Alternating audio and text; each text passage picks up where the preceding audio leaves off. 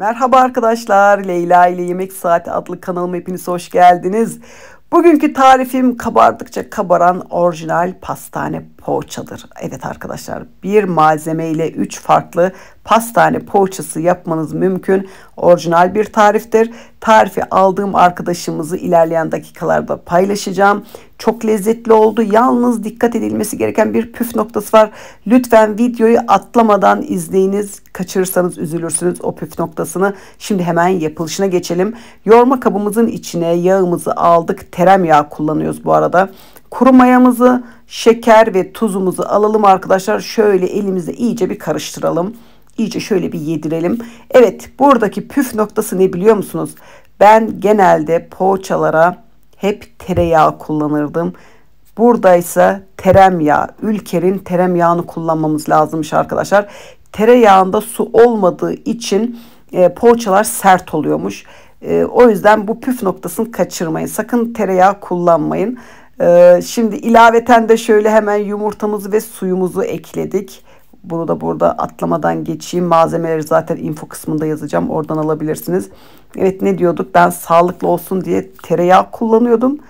Meğer margarin kullanmamız gerekiyormuş ama Ülker'in teremyağı olması gerekiyormuş arkadaşlar. Yani pastanedeki kullanılan o yağa en yakın yağ diyeyim ben size, işte bu teremyağmış arkadaşlar.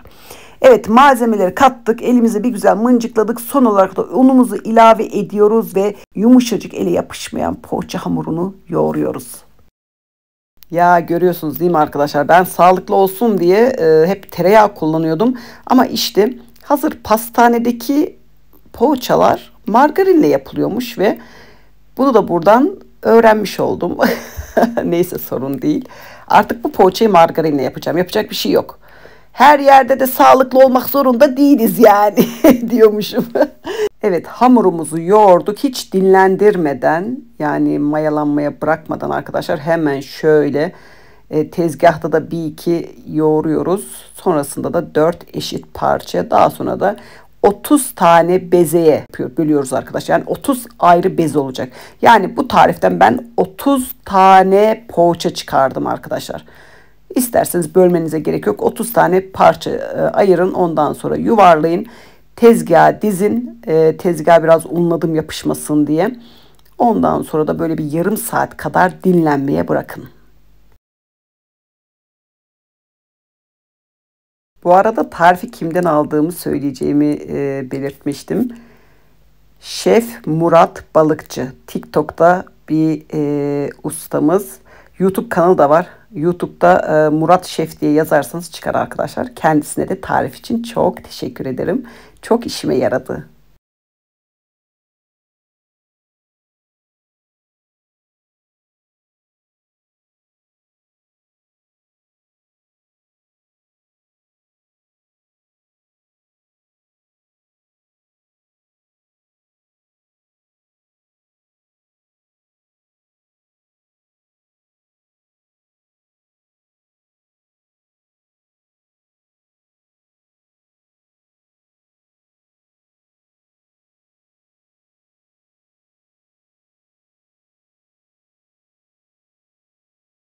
Evet, bezelerimizi hazırladık. Unlanmış tezgahımıza dizdik. Yarım saat kadar üzeri kapalı dinlendirdik arkadaşlar. Şimdi dinlenmiş bezelerimizi şöyle elimizle, bakın bu şekilde ortalarını çukurlaştırıyoruz. Çünkü ortalarına peynir koyacağız. Bu yapım aşamasına da dikkat edin arkadaşlar. Yani pastanede bu şekilde yapıyormuşlar. O yüzden ben de aynen birebir uyguladım. Bakın böyle ortalarını güzel ne yaptık? Açtık.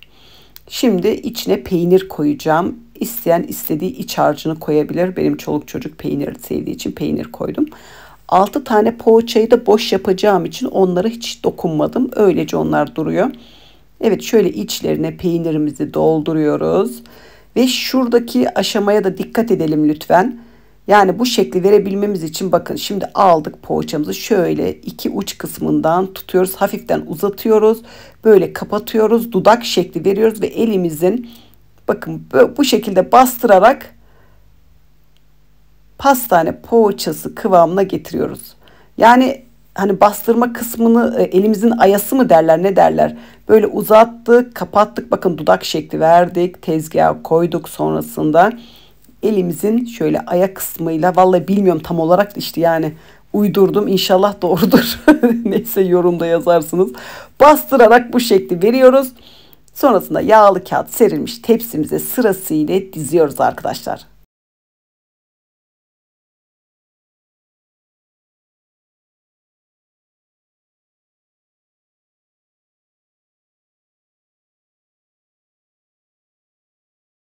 Evet, ilk tepsiyi bitirdik. Şimdi geldi susamlı poğaçalarımıza. Susamlı poğaçaları da şimdi sizlere nasıl olduğunu göstereceğim.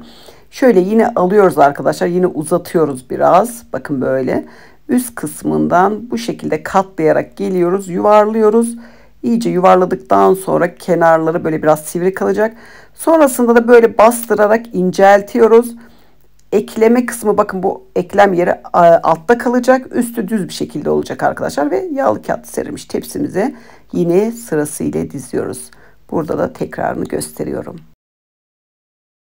O kadar lezzetli ve güzel bir tarif oldu ki eşim pişer pişmez 5 tanesini mideye indirdi. Akşam akşam, düşün, ben bu tarifi akşam yaptım arkadaşlar. 5 tane poğaçayı anında mideye indirdi. Ben de hayatımda bu kadar güzel poğaça yemedim. O yüzden gerçekten çok garantili ve lezzetli bir tarif. Ustamıza da tekrardan teşekkür ederim. Böyle doğru düzgün tarifleri bize verdiği için. Bazı arkadaşlar maalesef püf noktalarını söylemiyorlar ve ben buna çok gıcık oluyorum. Niye söylemiyorsunuz? Mesela ben her şeyin en ince detayına kadar püf noktasını anlatırım. Ama işte anlatmayan da var. Neyse arkadaşlar, devam ediyoruz. Bunlar da sade poğaçalarımız. Aldık böyle, en kolayı sade poğaça. Ne yaptık? Bezeyi aldık. Şöyle bir bastırarak düzledik. Bakın bu şekilde. Biraz inceltiyoruz. Bayağı güzel bir inceldi yani. Böyle yağlı kağıt serilmiş tepsimize diziyoruz. Normalde biz poğaçayı bu şekilde asla yapmıyoruz. Hani yuvarlayıp hani beze şeklinde koyuyoruz tepsilerimize. Ama bu harika oldu. Kabarması zaten göreceksiniz birazdan. Çok güzel kabardı.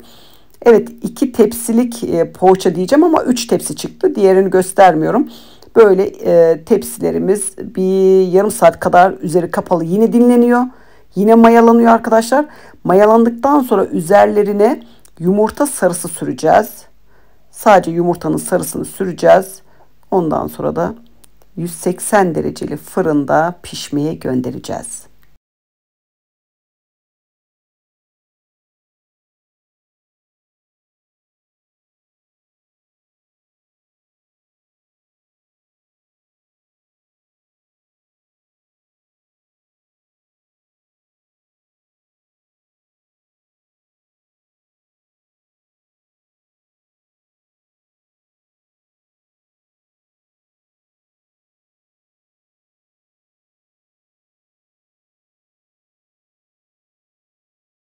Bakın bakın şimdi nasıl da güzel hızlıca kabaracak diyormuşum ama vallahi en az bir 20 dakika kadar sürüyor 180 derecede pişirdiğimiz için.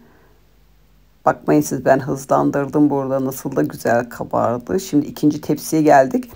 Bunlar susamlı olacak arkadaşlar ve sade olacak. Sadelere çatalla şekil vereceğiz. Susamların üzerine de kavrulmuş susam dökeceğiz. O yüzden buraya da dikkat edelim. Şöyle çatalla güzel artı şekli veriyoruz. Oh, çok güzel oldular ya. Tadı lezzeti muhteşem oldu. Yani ben artık bundan sonra favori poğaça tarifim diyebilirim. Artık bundan sonra bunu yapabilirim yani. Şu margarin işi biraz beni şey yaptı ama yapacak bir şey yok. Her şey de sağlıklı olmak zorunda değil. Zaten yediğimiz ne ki sağlıklı olan, her şeyde bir katkı maddesi var. O yüzden çok da artık takmak istemiyorum. Evet, şimdi susamların üzerine de kavrulmuş susam döküyoruz ve yine bunları 180 dereceli fırında pişmeye gönderiyoruz.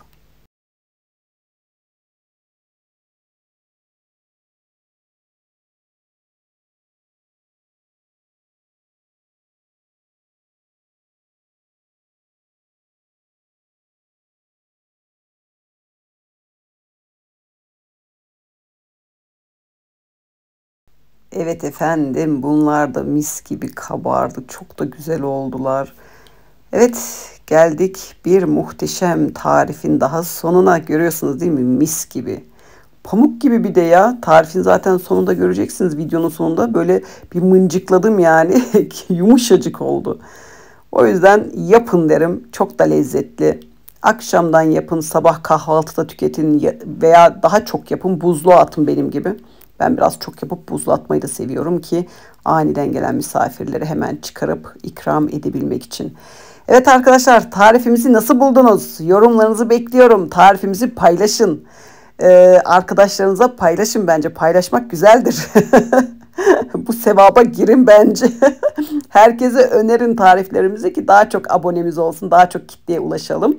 Daha çok izlenmemiz olsun ki bunu hak ediyorum ben. Evet, geldik bir muhteşem tarifin daha sonuna. Umarım sizler de bu tarifimizi yapınca çok ama çok beğenirsiniz. Şimdiden tarifimizi yapan herkese afiyetler olsun diyorum. Ve bir sonraki tarifte görüşmek ümidiyle kendinize çok iyi bakın. Hoşça kalın.